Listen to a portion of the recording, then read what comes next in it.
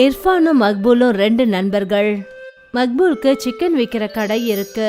ஆனா பாவம் இர்ஃபான் வேலை இல்லாத பட்டதாரி. என்ன நண்பா, இன்னைக்கு உனக்கு வேலை கிடைக்கலையா? நான் என்னத்த சொல்றது, எனக்கு ஒன்றும் புரியல. இவ்வளவு படிச்சு என்ன பிரயோஜனம்? ஒரு வேலை கூட எனக்கு கிடைக்கல.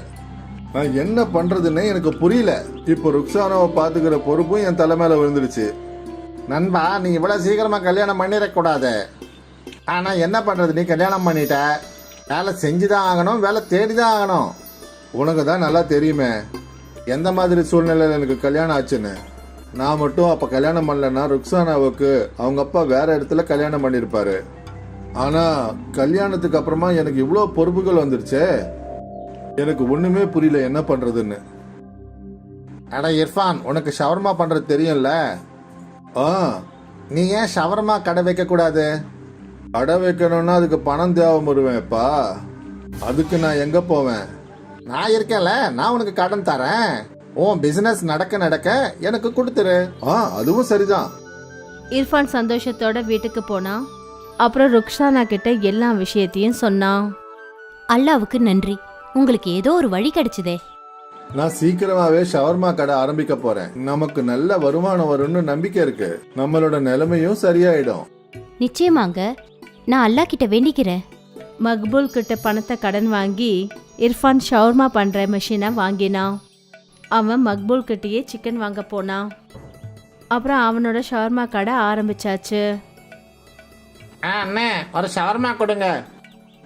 வாங்கிக்கங்க. மெல்ல மெல்ல இர்ஃபானோட ஷவர்மா கடைக்கு கஸ்டமர்ஸோட கூட்டம் இருக்க ஆரம்பிச்சது.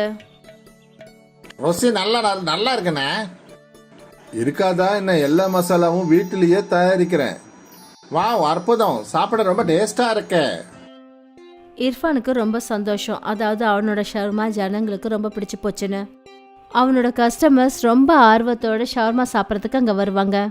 ஒரு நாள் வீட்டில் உட்காந்து அந்த வார வருமானத்தை அவன் எண்ணிக்கிட்டு இருந்தான். 4000 ரூபாய் லாபம் கிடைச்சிருக்கு.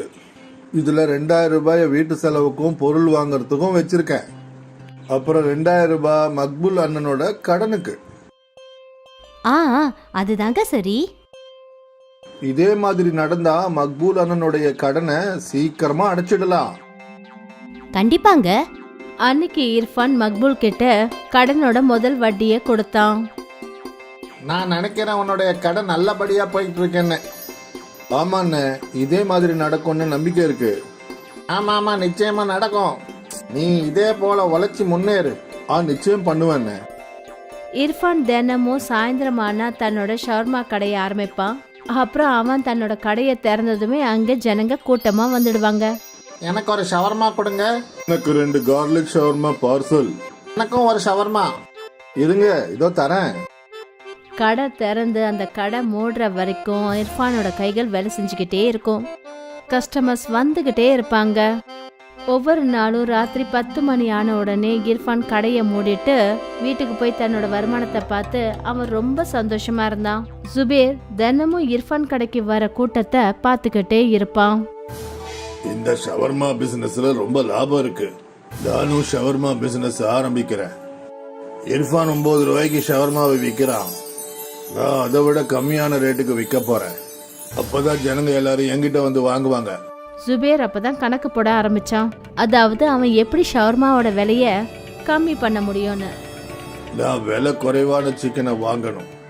அப்புறம் விலை குறைவான சிக்கனை தேடி ஜுபேர் நிறைய சிக்கன் கடைகளுக்கு போனான். எல்லா இடத்துலயும் அவனுக்கு அதே விலையில தான் கிடைச்சது. கடைசியில அவன் அக்ரமோட கடைக்கு போனான். அக்ரம் 1ஆம் நபர் மோசடிக்காரன். இங்க பாருப்பா, எனக்கு சிக்கன் தினமும் 10 கிலோ வேணும். ஆனா விலை கொஞ்சம் பார்த்து போடணும். அப்படின்னா ஒரே ஒரு வழிதான் இருக்கு. அது என்ன? நீ செத்து போன கோழிய வாங்கிக்க. செத்து போன கோழிய கிலோ 50 ரூபாய்க்கு கொடுப்பேன். ஆனா செத்து போன கோழியால எந்த பிரச்சனையும் வராத. அட இல்ல, நம்ம கிட்ட செத்து போன கோழிங்க தான் வியாபாரம் நிறைய ஆகும். இத பத்தி யாருக்கும் எதுவும் தெரியாது. எந்த கோழிய சாப்பிட்டாலும் சாப்பிட்றவனுக்கு செத்ததை சாப்பிட்டானா இல்ல வெட்டினதை சாப்பிட்டானான்னு அவனுக்கு தெரியுமா? ஆனா இதனால உடம்புக்கு எந்த பிரச்சனையும் வந்துடாதுல்ல. அட என்னப்பா, எதுவும் ஆகாது. அதாவது ஒரு இடத்துல இருந்து இன்னொரு இடத்துக்கு கோழிங்களை கொண்டு போகும்போது போற வழியில சில கோழிங்க மூச்சடைச்சு செத்து போயிடுதுங்க. இதை சாப்பிட்றதுனால எந்த ஒரு பிரச்சனையும் வராது. அப்போ சரி, நாம ஒப்பந்தத்தை போட்டுக்கலாம். நீ 10 கிலோ சிக்கன் 50 ரூபா மேனிக்கு கொடுத்துரு தினமும். பக்கா. சுபேர் ஷவர்மா பண்ற மிஷினை வாங்கிட்டான். அதுக்கப்புறம் இர்ஃபானோட ஷவர்மா கடைக்கு பக்கத்திலேயே அவன் தன்னோட கடையை திறந்தான். ஜுபேர் ஒரு பெரிய பலகையில விலையை எழுதிட்டான். ஜுபேர் 50 ரூபாய்க்கு ஷவர்மா விற்க ஆரம்பிச்சான். இப்ப ஜனங்க அங்க போன உடனே அதுல கொஞ்சம் பேர் ஜுபேரோட கடையில விலை கம்மியா இருக்கிறத பார்த்துட்டு அந்த கடைக்கு போயிட்டாங்க. ஆனா இப்பவும் சில கஸ்டமர்ஸ் இருந்தாங்க. அவங்க இர்ஃபானோட கடையில மட்டும்தான் ஷவர்மா சாப்பிட வருவாங்க. அண்ணே, உங்க ஷவர்மால கிடைக்கிற டேஸ்ட் அங்க கிடைக்கிறது இல்ல. ஏதோ பிரச்சனை இருக்கு. அவருக்கு ஒரு ஷவர்மா 50 ரூபாய்க்குள்ள அடங்கிடுது, அதனால அவர் விற்கிறாரு. அதுவும் சரிதான். ஆனா யாரு தினமும் அதை சாப்பிட்றாங்களோ அவங்க உங்ககிட்ட தான்பா வந்து வாங்குவாங்க. நீ கவலையை விடுப்பா. ஆமா, எனக்கு அல்லாஹ் மேல ரொம்ப நம்பிக்கை இருக்கு. அன்னைக்கு இர்ஃபான் மக்பூல் பாயை பார்த்தான். என்னாச்சு இர்ஃபான், இன்னைக்கு உன் முகம் ஒரு மாதிரி இருக்கு? என்னென்ன சொல்றது, ஜுபேர் வந்து ஷவர்மா கடை ஓபன் பண்ணிருக்கான். அப்புறம் ஷவர்மாவை 50 ரூபான்னு விற்கிறான். இவ்வளோ கம்மி ரேட்ல எப்படி? அதுதான் எனக்கும் புரியல அண்ணன். அவன் ஏதோ ஒரு கோல்மால் பண்ணிக்கிட்டு இருக்கான். அது என்னன்னு கண்டுபிடிக்கணும். ஆனா எப்படி? என் கூட வா. அன்னைக்கு இர்ஃபானும் மக்பூலும் ஜுபேரை ஃபாலோ பண்ணி போனாங்க. அப்பதான் ஜுபேர் அக்ரமோட சிக்கன் கடைக்கு போனதை அவங்க கவனிச்சாங்க. இப்ப புரிஞ்சிடுச்சு. என்ன? அக்ரம் 1ஆம் நம்பர் மோசடிக்காரன்.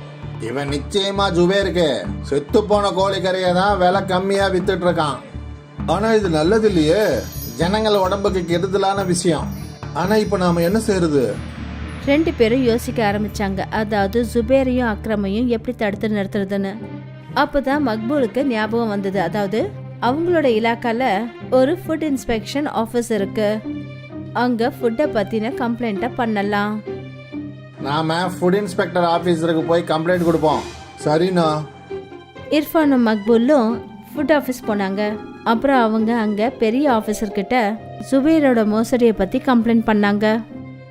நாம ஷவர்மாவை சோதனை செய்யணும். ஜுபேரோட ஷார்மா கடைக்கு ஃபுட் ஆஃபீஸர் வந்தாங்க. அப்புறம் அந்த கடையில் இருந்த சிக்கனையும் ரொட்டியையும் டெஸ்ட் பண்ணாங்க. சார் ஏதாவது செட்டில்மெண்ட் பண்ணிக்கலாம். நீ ஜனங்களோட உயிரோட விளையாடிக்கிட்டு இருக்க, எங்களுக்கு லஞ்சம் வேற கொடுக்க போறியா? ஆஃபீஸர்ஸ் சாம்பிளை எடுத்தாங்க. அப்புறம் டெஸ்ட் பண்ணாங்க. சார், இந்த சிக்கன் சாப்பிட்றதுக்கு லாக்கி இல்லை. இதை சாப்பிட்றதுனால உடல்நிலை ரொம்ப மோசமாயிடும். இவனை போலீஸ்ல ஒப்படைச்சிடுங்க. போலீஸ் ஜுபேரை அரெஸ்ட் பண்ணிட்டாங்க. அதுக்கப்புறம் அக்ரமையும் அவங்க கைது பண்ணாங்க. எல்லாருக்கும் ஜுபேரோட மோசடித்தனம் தெரிஞ்சு போச்சு. அப்புறம் மறுபடியும் ஒரு முறை நேர்மையான இர்ஃபானோட கடைக்கு ஜனங்க திரும்பி வந்தாங்க. இர்ஃபானோட கஷ்டங்களும் குறைய ஆரம்பிச்சது. அப்புறம் பேராசை பிடிச்ச ஷவர்மாக்காரன் ஜுபேருக்கு அவன் செஞ்ச தவறுக்கான தண்டனை கிடைச்சது. எப்போ ஞாபகம் வச்சுக்கோங்க, எந்த ஒரு பொருளும் விலை ரொம்ப குறைவா இருந்துச்சுன்னா அது நல்லது கிடையாது. நீலிமாவோட அப்பா இறந்ததுக்கு அப்புறமா அவளோட வீட்டு பொறுப்புகள் எல்லாமே தன்னோட தோல்ல சுமையா ஏறிடுச்சு. அதனால அவ ஒரு சைனீஸ் பேலா வண்டி கடைய ஆரம்பிச்சிட்டா. நீலிமாவே தினமும் சட்னி எல்லாம் செய்ய ஆரம்பிச்சா. அப்புறம் நூடுல்ஸையும் அவ ஃப்ரை பண்ணுவா. சாயந்தரம் கரெக்டா 5 மணிக்கு அவ தன்னோட வண்டி கடையை ஓபன் பண்ணுவா. அக்கா, எனக்கு ஒரு சைனீஸ் பேல் கொடுங்க. எனக்கு ஒன்று. எனக்கு 2 பேல் பார்சல் வேணும். அக்கா, ரொம்ப டேஸ்டியா இருக்கு. நீலிமா கடையை திறந்ததுமே கஸ்டமர்ஸ் கூட்டமா வந்து அங்க நின்னுடுவாங்க. நீலிமா ஒவ்வொரு கஸ்டமர்னு சொல்லி எல்லா கஸ்டமர்ஸ்க்கும் சைனீஸ் பேலா கொடுப்பா. ரொம்ப அற்புதமா இருக்கு. நாங்க 2 பேரும் வருவோம். ரொம்ப அருமையா இருக்குது. நாளைக்கும் நாங்க வருவோம். கண்டிப்பா வாங்க. நீலிமாவோட ஹோம்மேட் சட்னி அப்புறம் நூடுல்ஸோட டேஸ்ட் மற்ற கடையை விட ரொம்ப தனித்துவமா இருந்தது. அப்புறம் அந்த ஒன்று தான் அவளுடைய கஸ்டமர்ஸ்க்கும் ரொம்ப பிடிச்சிருந்தது. சில மணி நேரத்திலேயே நீலிமா கொண்டு போன எல்லா பொருட்களும் அப்படியே தீர்ந்து போயிடும். அப்புறம் அவ தன்னோட வீட்டுக்கு திரும்பி வருவா. இந்தாங்கம்மா இன்னையோட வருமானம். வாவ், இன்னைக்கு நீ 600 ரூபாய் சம்பாதிச்சிருக்க. இன்னைக்கு சட்னியும் நூடுல்ஸும் அதிகமா செஞ்சேன். நல்லது, நாளைக்கும் இதே மாதிரி நிறைய செய்யு. சரிம்மா. நீலிமா எவ்வளவுதான் அதிகமான பொருள்களை செஞ்சாலும் அவ தன்னோட வண்டி கடைய போட்ட அடுத்த செகண்டே எல்லா பொருளும் உடனே வித்து போயிடும். ஒரு நாள் நீலிமா தன்னோட வீட்டுல உட்காந்து என்ன யோசிச்சுட்டு இருந்தானா, அதாவது அவ மேற்கொண்டு என்ன பண்ணணும்னு. அம்மா, எவ்வளவு சட்னி செஞ்சாலும் சரி, எவ்வளவு நூடுல்ஸ் ஃப்ரை பண்ணாலும் சரி, எல்லாமே தீந்து போயிடுது. இது நல்ல விஷயம் தானம்மா? அது உண்மைதான். ஆனா சில கஸ்டமர்ஸ் பாவம் ஒண்ணுமே இல்லைன்னு திரும்பி போயிடுறாங்க. அப்படித்தான் நடக்கும். அதுக்கு என்ன பண்ண முடியும்? என்கிட்ட ஒரு ஐடியா இருக்கு. அப்படியா? அது என்னது? அக்கா, நீங்க ரெடிமேட் நூடுல்ஸும் சட்னியையும் வாங்கி வச்சுக்கோங்க. நடுவுல அந்த சட்னியை உங்க சட்னியோட நீங்க மிக்ஸ் பண்ணிட்டீங்கன்னா யாருக்கும் எதுவும் தெரியாது. அது எப்படி தெரியாம போகும்? ஐயோ அம்மா, அக்கா செஞ்சு கொண்டு போற நூடுல்ஸ்ல ரெடிமேட் நூடுல்ஸும் இருந்துச்சுன்னா எது அக்காவோட நூடுல்ஸ் எது ரெடிமேட் நூடுல்ஸ்னு யாராலையும் என்ன சொல்ல முடியும்? அது விஷயம் நல்லதா இருக்கு. ஆனாலும் நான் அப்படி செய்ய மாட்டேன். நானே அதுக்கு நிறைய நூடுல்ஸ் செய்யறேன். இதுதான் சரி நீலிமா. மறுநாள்ல இருந்து நீலிமா முன்ன விட டபுள் மடங்கு ஷேஷ்வான் சட்னி செஞ்சா. அப்புறம் முன்ன விட டபுள் மடங்கு நூடுல்ஸை ஃப்ரை பண்ணா. இப்ப எல்லாருக்கும் கிடைக்கும்னு நம்புறேன். எல்லா பொருட்களையும் எடுத்துக்கிட்டு நீலிமா தன்னோட வண்டி கடைக்கு போனா. அப்புறம் இந்த சமயம் நீலிமாவோட கடைக்கு ஒரு ஃபேமஸ் ஃபுட் பிளாகர் வந்தாரு. நாங்க வந்தது அக்காவோட சைனீஸ் பேல சாப்பிடறதுக்கு. ரொம்ப டேஸ்டியா இருக்குதுன்னு கேள்விப்பட்டோம். சாப்பிட்டு தான் பார்க்கலாமே. வாவ், இது உண்மையிலேயே அற்புதமா இருக்கு. நீங்க எல்லாரும் நீலிமா அக்காவோட சைனீஸ் பேல டேஸ்ட் பண்ணியே ஆகணும். இந்த ஃபுட் பிளாகரோட வீடியோ வைரல் ஆயிடுச்சு. அப்புறம் இந்த வீடியோ பாக்குறவங்க எல்லாரும் நீலிமாவோட கடைக்கு வந்துருவாங்க. இப்ப நீலிமாவுக்கு மறுபடியும் நூடுல்ஸும் அப்புறம் சட்னியும் பத்தாம போயிடுச்சு. ஒரு சைனீஸ் பேல் கொடுங்கக்கா. அண்ணே, எல்லாமே முடிஞ்சு போச்சு. நீங்க நாளைக்கு வாங்கண்ணே. நீலிமாவுக்கு கஸ்டமரை வெறும் கையோட திருப்பி அனுப்புறது கொஞ்சம் கூட பிடிக்கவே இல்ல. அன்னைக்கு ராத்திரி அவ வீட்டுக்கு திரும்பி வந்தப்ப, அம்மா, அந்த வீடியோ வைரல் ஆனதுனால இன்னும் கஸ்டமர்ஸ் அதிகமாயிட்டாங்கம்மா. ரொம்ப நல்ல விஷயம் கண்ணா. அது இருக்கட்டும். ஆனா இன்னைக்கு எல்லாமே முடிஞ்சு போச்சுமா. கஸ்டமர்ஸ வெறும் கையோட திருப்பி அனுப்புறது கஷ்டமா இருக்கு. அக்கா, நான் தான் சொல்லிக்கிட்டு இருக்கேன்ல, நான் சொன்ன ஐடியாவை யூஸ் பண்ணுங்க. அதத்தான் நானும் யோசிக்கிறேன். நாளைக்கு மார்க்கெட்ல இருந்து எல்லாம் வாங்கிட்டு வந்துடுறேன். இதைத்தான் எதிர்பார்த்தேன். மறுநாள் நீலிமா மார்க்கெட்ல இருந்து ஒரு பெரிய ஷேஷ்வான் சட்னி கேனும் அப்புறம் பெரிய பெரிய நூடுல்ஸ் பாக்கெட்டை வாங்கிட்டு வந்தா. அப்புறம் நீலிமா தினமும் செய்யற அவளோட சட்னியை செஞ்சா. அப்புறம் கூடவே நூடுல்ஸும் ஃப்ரை பண்ணா. இந்த பொருள் எல்லாத்தையும் எடுத்துக்கிட்டு அவ தன்னோட வண்டி கடைக்கு போனா. எப்பவும் போல நீலிமா கடையை திறந்ததுமே கஸ்டமர்ஸ் கூடி நின்னுட்டாங்க. எனக்கு 2 சைனீஸ் பேல் பார்சல். எனக்கு ஒண்ணு. நீலிமாவோட கை வேலை செஞ்சுக்கிட்டே இருந்தது. மெல்ல மெல்ல டப்பாவில் சட்னி குறைஞ்சிக்கிட்டே இருந்தது. இப்ப மார்க்கெட்ல இருந்து வாங்கிட்டு வந்த சட்னியையும் நூடுல்ஸையும் மிக்ஸ் பண்ணணும். அதுக்கப்புறம் நீலிமா வெளியில வாங்கிட்டு வந்த சட்னி அவளோட சட்னியோட சேர்த்து மிக்ஸ் பண்ணா. அப்புறம் ஃப்ரைட் நூடுல்ஸ்ல அவ வெளியில இருந்து வாங்கிட்டு வந்த நூடுல்ஸையும் சேர்த்தா. எனக்கு 2 சைனீஸ் பேல் வேணும். தரேங்க. நீலிமா பழையபடி எல்லா கஸ்டமர்ஸ்க்கும் சைனீஸ் பேலா செஞ்சு கொடுத்துக்கிட்டு இருந்தா. அக்கா, டேஸ்ட் கொஞ்சம் டிஃபரெண்டா இருக்கு. முன்ன மாதிரி கிடையாது, ஆனாலும் நல்லா இருக்கு. நீலிமாவுக்கு ரொம்ப சந்தோஷமா இருந்தது. அவளோட கஸ்டமருக்கு மார்க்கெட்டோட பொருள் டேஸ்டும் பிடிச்சிருக்குன்னு. அப்புறம் என்ன, தினமும் நீலிமா மார்க்கெட்ல விற்கிற ஷேஷ்வான் சட்னியும் நூடுல்ஸையும் தான் செஞ்ச நூடுல்ஸையும் சட்னியையும் மிக்ஸ் பண்ணா. இந்த சுவையில எந்த மாற்றத்தையும் கண்டுபிடிக்கலையாமா? இல்லம்மா, எல்லாரும் சந்தோஷமா சாப்பிட்டாங்க. நல்லது. சாயா சொன்ன ஐடியா ஒர்க் அவுட் ஆகுது. அம்மாவுக்கு சந்தோஷம், நீலிமாவோட கஷ்டம் கொஞ்சம் குறைஞ்சதுன்னு. மெல்ல மெல்ல நீலிமா குறைஞ்ச பொருட்களை சமைக்க ஆரம்பிச்சா. அப்புறம் அதிகமான பொருட்களை மார்க்கெட்ல இருந்து வாங்கிக்கிட்டு வந்தா. ஆனாலும் இப்பவும் அவளோட கடையில கூட்டம் இருந்தது. ஆனா ஒரு நாள் நீலிமாவோட கடைக்கு பக்கத்துல அசோக் சைனீஸ் வண்டி கடையை போட்டான். அவன் ஷேஷ்வான் சட்னி அப்புறம் நூடுல்ஸை மார்க்கெட்ல இருந்து வாங்கிக்கிட்டு வருவான். நீலிமாவோட கஸ்டமர்ஸ் அசோக்கோட நூடுல்ஸையும் சாப்பிட்டு பார்த்தாங்க. இது அப்படியே நீலிமாக்கா செய்யற மாதிரியே இருக்கு. என்ன, நிஜமாவா? ஒவ்வொருத்தரா எல்லா கஸ்டமரும் அசோக்கோட பேலியும் சாப்பிட்டு பார்த்தாங்க. அதுவும் அவங்களுக்கு பிடிச்சு போச்சு. அசோக் ரொம்பவே தந்திரமானவன். அவன் கஸ்டமர்ஸை தன் பக்கமா இழுக்கிறதுக்கு முயற்சி பண்ணான். அதனால அவன் சைனீஸ் பேலோட விலைய 10 ரூபாயில இருந்து குறைச்சி 8 ரூபாவா ஆக்கிட்டான். அடேங்கப்பா, வெறும் 8 ரூபாய் தானா? நல்லதுதான். எது எப்படியோ 2 பேர் சோவையும் ஒரே மாதிரி தானே இருக்கு. அதுவும் சரிதான். இன்னும் கம்மியான விலையில இருந்ததுனால நிறைய பேர் அசோக்கோட வண்டி கடையில போய் சாப்பிட ஆரம்பிச்சாங்க. அப்புறம் மெல்ல மெல்ல நீலிமாவோட கடை ரொம்பவும் காலியா இருந்தது. இன்னைக்கு முதல் முறையா நீலிமாவோட பொருட்கள் குறையாம இருந்தது. அவர் ரொம்ப வேதனையோட வீட்டுக்கு போனா. என்ன ஆச்சு?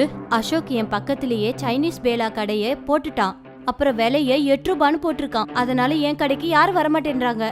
அப்படின்னா அக்கா நீங்களும் ரேட்டை கம்மி பண்ணுங்க. ஆனா அதனால லாபம் கம்மியாயிடுதா? அதெல்லாம் ஒன்றும் பிரச்சனை இல்லை, ஆனா எல்லாம் வித்து போகும்ல. ஆ, மறுநாள் நீலிமா புது போர்டை போட்டா. அவ சைனீஸ் பேலோட விலை 7 ரூபாய்க்கு மாத்தினா. 7 ரூபான்னு போர்டில் பார்த்ததுமே எல்லா கஸ்டமர்ஸும் மறுபடியும் நீலிமாவோட கடைக்கு வந்தாங்க. இப்போ ஏதாவது பண்ணி ஆகணும். அசோக் தன்னோட விலையை குறைச்சு 5 ரூபாய்க்கு மாத்திட்டான். 5 ரூபாய்க்கு 2 பேலா? அப்படின்னா நான் 2 சாப்பிடுவேன். அப்புறம் மறுபடியும் ஒரு முறை எல்லா கூட்டமும் அப்படியே அசோக்கோட கடைக்கு போச்சு. நீலிமா தன்னோட தலையில கை வச்சுட்டா. அவளுக்கு என்ன பண்றதுன்னே ஒன்றும் புரியல. பல மணி நேரம் அதே இடத்துல உட்காந்துட்டு அதுக்கப்புறமா நீலிமா வீட்டுக்கு வந்தா. என்னோட ஐடியா ஒர்க் அவுட் ஆச்சு இல்லக்கா? இல்ல, அசோக் 5 ரூபாய்க்கு விலைய குறைச்சிட்டான். இப்ப கொண்டு போனது எல்லாத்தையும் திருப்பி கொண்டு வந்துட்டேன். நான் 5 ரூபாய்க்கு கீழே விலைய குறைக்க முடியாது. அப்போ இப்போ என்ன பண்றது? நீ சொன்னதை நான் கேட்டு இருக்கவே கூடாது. என்னோட சைனீஸ் பேலா வண்டி கடை நல்லா தான் போய்கிட்டு இருந்தது. நான் பேராசைப்பட்டு நான் மார்க்கெட்ல எந்த இடத்துல போய் சாமானை வாங்கிட்டு வந்தேனோ அப்பவே நான் மூழ்க ஆரம்பிச்சிட்டேன். நான் ரொம்ப ஆசைப்பட்டு இருக்க கூடாது. ஆனா நீ இப்ப என்ன பண்ண போற? முதல்ல என்ன செஞ்சேனோ அதை தான் செய்ய போறேன். நானே சட்னி நூடுல்ஸ் எல்லாம் செஞ்சு சைனீஸ் பேலா பண்ண போறேன். ரொம்ப நேர்மையோட செய்வேன். மறுநாள் நீலிமா ஷேஷ்வான் சட்னி அப்புறம் நூடுல்ஸ் செய்ய ஆரம்பிச்சா. அப்புறம் மறுபடியும் சாயந்தரம் அவளோட கடைக்கு அவ போனா. நீலிமா போர்டை சேஞ்ச் பண்ணி அதுல 10 ரூபான்னு போட்டிருந்தா. அப்புறம் அதுக்கு மேலே எழுதியிருந்தா ஹோம் மேடு. கொஞ்சம் நேரம் வரைக்கும் கஸ்டமர்ஸ் யாருமே நீலிமா கடையில் இல்லை. அப்புறம் ஒரு லேடி வந்தா. உங்கள் சைனீஸ் பேல் ஏன் இவ்வளோ காஸ்ட்லியாக இருக்குக்கா? என்னோட சட்னியும் நூடுல்ஸும் ஹோம்மேட். மார்க்கெட்ல விற்கிற நூடுல்ஸ்லயும் சட்னிலையும் இந்த ஒரு சுவை கிடைக்காது. ஒரு சைனீஸ் பேல் கொடுங்களேன். ஆ, நீலிமா அந்த லேடிக்கு சைனீஸ் பேல் கொடுத்தா. வாவ், ரொம்ப நல்லா இருக்கு. இது வரைக்கும் இந்த மாதிரி ஒரு சைனீஸ் பேலை நான் சாப்பிட்டதே இல்லை. மெல்ல மெல்ல நீலிமாவோட ரெகுலர் கஸ்டமர்ஸ் சைனீஸ் பேலை சாப்பிட்டு பார்த்தாங்க. இது அப்படியே பழைய மாதிரியே இருக்கு, அருமையா இருக்கு. அப்புறம் என்ன, கஸ்டமர்ஸ் எல்லாரும் நீலிமாவோட சைனீஸ் பேலா கடைக்கு திரும்ப வந்தாங்க. அசோக்கோட வண்டி கடையில விலை குறைவு தான், ஆனா அந்த பக்கம் யாருமே தென்படல. அசோக் இதுக்கு மேல என்ன பண்றதுன்னு யோசிச்சுக்கிட்டே இருந்தான். ஆனா நீலிமாவோட ஒரிஜினல் சைனீஸ் பேல யாராலையும் அசைக்க முடியவே இல்லை. மறுபடியும் ஒரு முறை நீலிமாவோட வியாபாரம் பெருசாச்சு. அவர் ரொம்ப சந்தோஷமா இருந்தா. அப்புறம் அவ எப்பவுமே தன்னோட வியாபாரத்துல பேராசைக்குன்னு இடம் கொடுக்கவே இல்லை. அஞ்சு அப்புறம் சாகரோட குடும்பம் டெல்லிக்கு பக்கத்துல இருக்கிற கோபால்புரங்கிற கிராமத்துல இருந்தாங்க. அவங்க அம்மா ஸ்கூல்ல ஆயா வேலை பார்த்துக்கிட்டு இருந்தாங்க.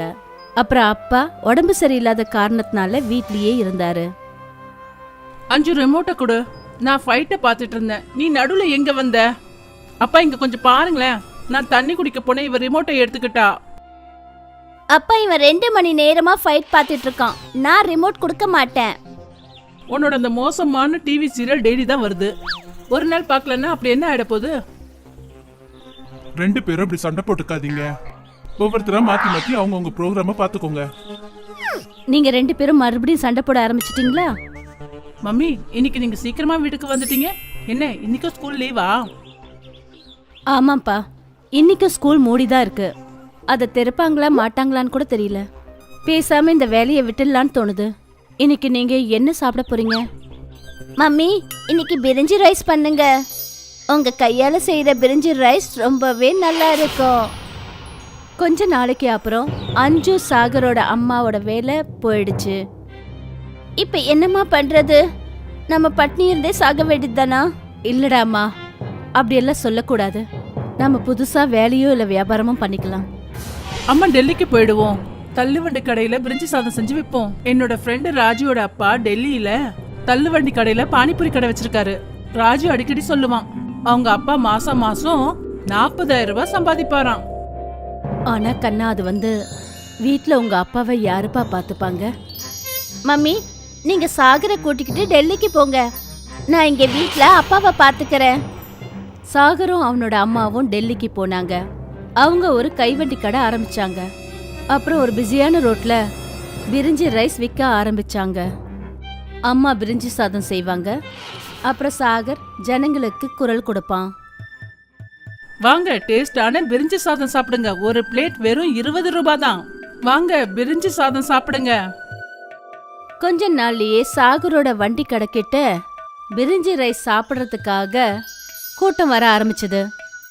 சாகர் அப்புறம் அவனோட அம்மா எந்த இடத்துல அவங்க வண்டி கடையை போட்டாங்களோ அதுக்கு சரியா பின்னாடி ஒரு வெஜிடேரியன் ஹோட்டல் இருந்துச்சு. அந்த ஹோட்டலோட முதலாளி சுமன் ரெட்டி பார்த்தப்ப அவன் ஹோட்டலுக்கு முன்னாடி பிரிஞ்சி ரைஸ் செஞ்சு விக்கிற ஒருத்தி நல்லா சம்பாதிக்கிறத பார்த்து அவனுக்குள்ள வயித்தெரிச்சல் ஏற்பட்டது. இப்படி இந்த பிரிஞ்சி ரைஸ்காரியும் அவளோட பையனும் சம்பாரிச்சுக்கிட்டு இருந்தா அப்புறம் ஒரு நாள் இல்லைனாலும் ஒரு நாள் இவங்க ஒரு ஹோட்டல் ஓபன் பண்ணிடுவாங்க. எப்படியாவது நாம இவங்க பிசினஸ நிறுத்திடணும். ஒரு நாள் காலையில சுமன் அவனுக்கு ரொம்ப பரிச்சயமான ஒரு போலீஸ் அதிகாரிய சாகரோட வண்டி கடைக்கு கூட்டிட்டு போனான். உன்னோட வண்டி கடையை இங்க இருந்து எடுத்துட்டு போ.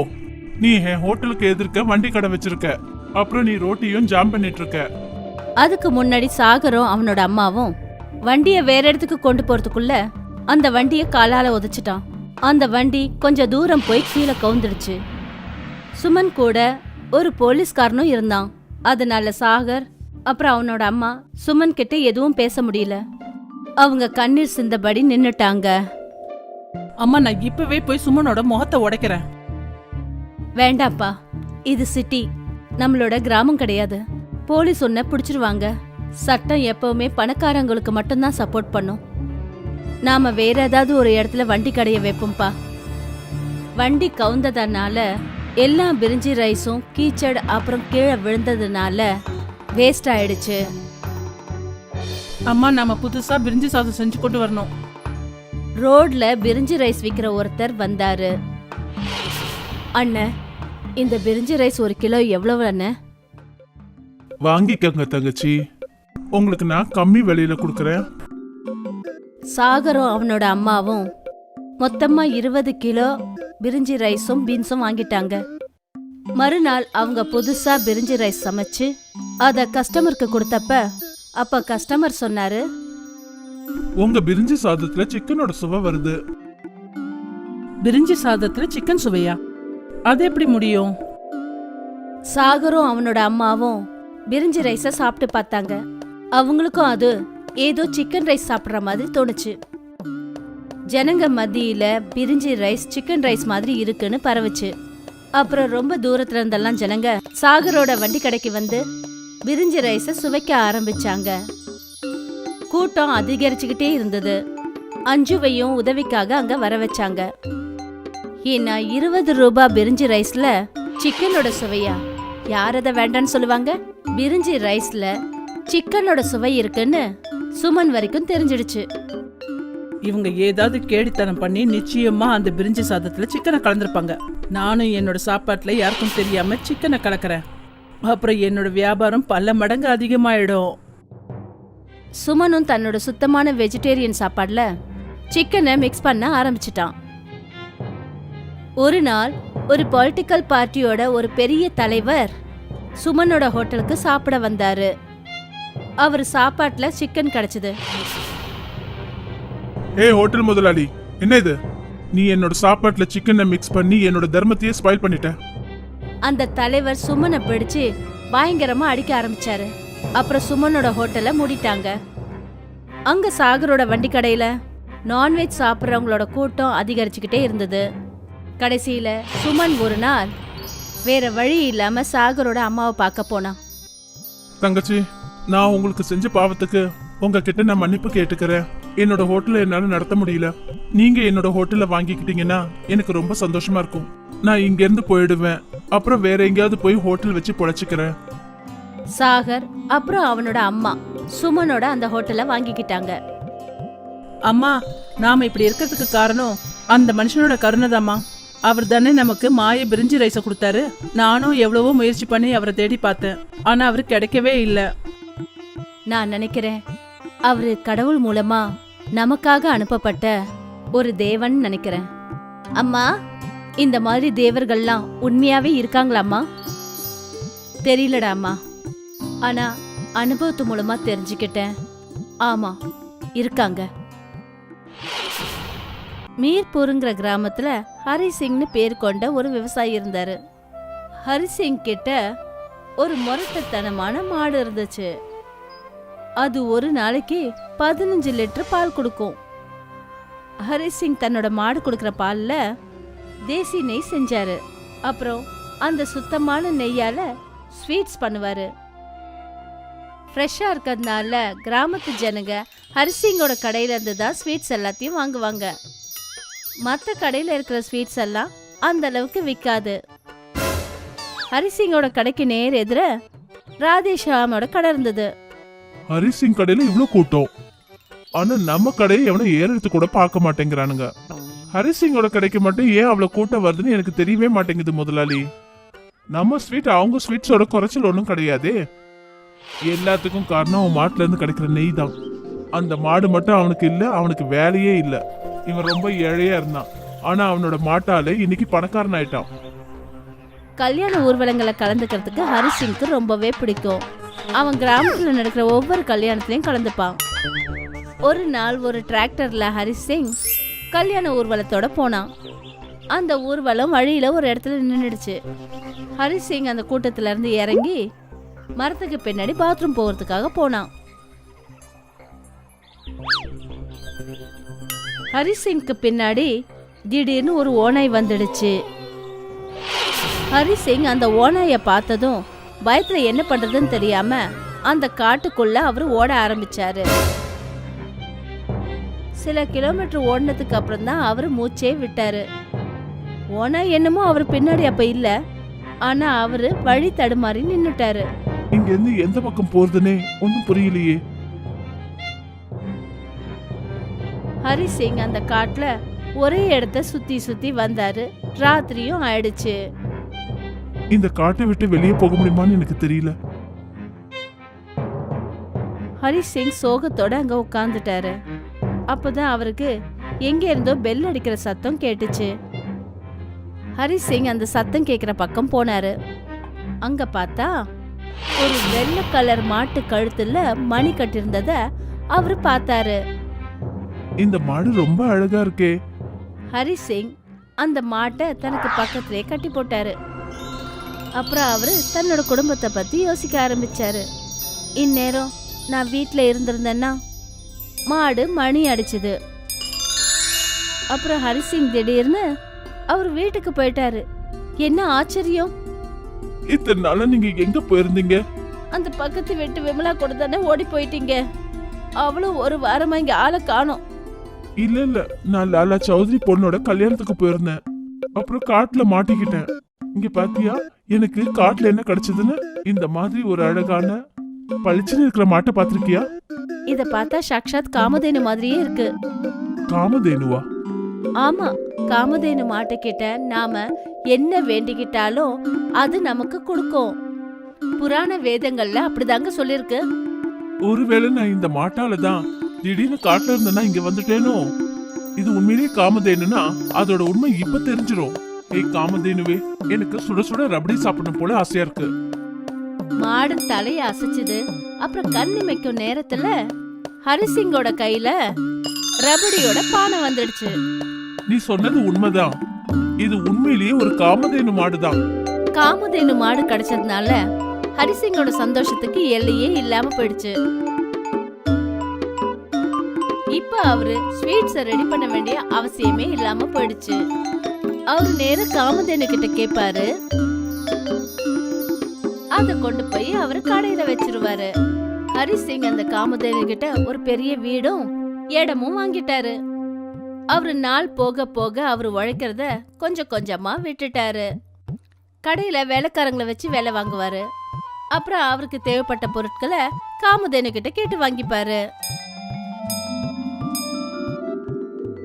ஒரு நாள் ஹரிசிங்கோட மனைவி அவர்கிட்ட சொன்னா, இந்த மாதிரி உழைக்காம வீட்லயே ஓய்வெடுக்கிறது நல்லதே கிடையாதுங்க.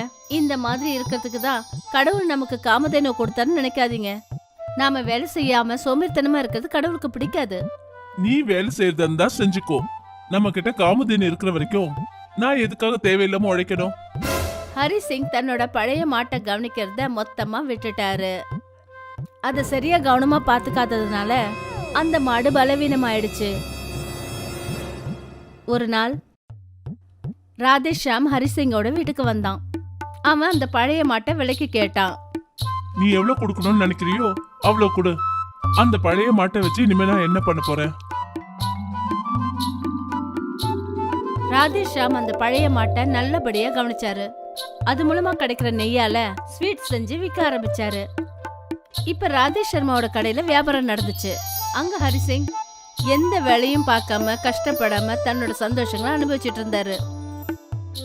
ஒரு நாள் திடீர்னு ஹரிசிங் தூங்கி எழுந்த உடனே அவரு தன்னோட பழைய வீட்ல இருந்தாரு. அவரு வெளியில போனாரு. அவரு வீட்டு வாசல்ல இருந்த அந்த காமதேனு அங்க இல்ல. ருக்மணி, நம்ம மாடு எங்க போச்சு? அப்புறம் நம்ம வீடு பழைய மாதிரி எப்படி ஆச்சு? நானும் காலையில இருந்து நம்ம மாட்டை தாங்க தேடுறேன். நம்ம கிட்ட இருந்த ஸ்வீட்ஸ் எல்லாமே காணாம போயிடுச்சு. நான் பயந்த மாதிரியே நடந்துச்சு பாருங்க. நீங்க உழைக்கிறத அப்படியே விட்டுட்டீங்க. அத நம்ம கிட்ட இருந்த காமதேனு மாடு போயிடுச்சு. அட கடவுளே, நான் பெரிய தப்பு பண்ணிட்டேனே. ஹரிசிங் ஓன்னு அழ ஆரம்பிச்சாரு. அப்புறம் சத்தம் போட்டு மன்னிப்பு கேட்க ஆரம்பிச்சாரு. கடவுளே, காமதேனு மாட்டை திருப்பி கொடுங்க. நான் தினமும் இனிமே உழைக்கிறேன். இனிமேல் நான் வெட்டியா உட்கார்ந்துருக்க மாட்டேன். அங்க ராதேஷ் சர்மாவுக்கு ஹரிசிங்கோட காமதேனு காணாம போயிடுச்சுங்கிற செய்தி கேட்ட உடனே ரொம்ப சந்தோஷமாயிடுச்சு.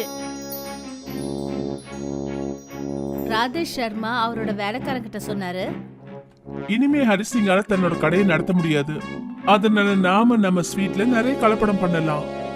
இனிமே சுத்தமான நெய்ல ஸ்வீட் பண்ண போறது கிடையாது. கலப்பட நெய்யால ஸ்வீட் செய்யறதுக்கு ஆரம்பிக்கணும். ராதேஷ் சர்மா கலப்படம் பண்ணி சம்பாதிக்கிறதுக்கு திட்டம் போட்டான். இன்னொரு பக்கம் தான் செஞ்ச தப்புக்கு பாடம் கத்துக்கிட்டாரு ஹரிசிங். அப்புறம் புதுசா ஒரு மாடு வாங்கி நல்லபடியா அதை கவனிச்சுக்கிட்டான். அதுக்கப்புறம் நல்லா உழைச்சு மறுபடியும் சுத்தமான நெய்யால ஸ்வீட் தயாரிக்க ஆரம்பிச்சாரு.